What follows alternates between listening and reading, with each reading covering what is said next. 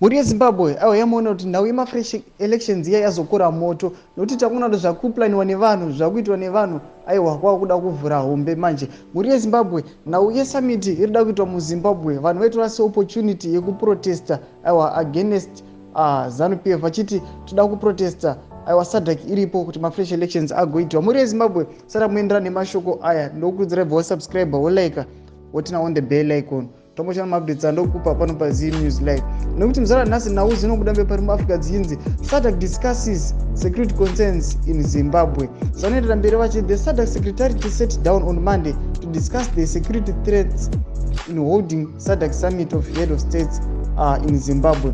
SADC now have the real picture of the correct political settings in Zimbabwe, as information filtering through from their team in Harare suggested that the people of Zimbabwe will seize the August summit as their only opportunity to protest and flood the streets to get their message through to the SADC leaders in the world.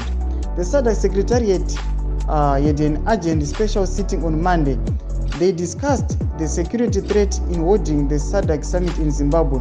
The SADC team in Harare has been filtering in reports on the suitability and preparedness of Zimbabwe to hold the SADC August summit. Sado mashoko yanachitagwa pana pane SADC chiti aiwa kuita summit munyika yeZimbabwe kuchasimudza mathreats nekuti one way or the other vari kuziva kuti vanhu vemuZimbabwe vanokwanisa kuprotesta. Saka muri yeZimbabwe ndo mashoko ari kubuda munavo mubepa remuAfrica vachiti aiwa inyaya ichiri kudhiskasiwa kuti maZimbabweans anenge ava kuda kutochema ivo vega kuSADC. Tiudzei mafungiro enyu pine mucomment section medu.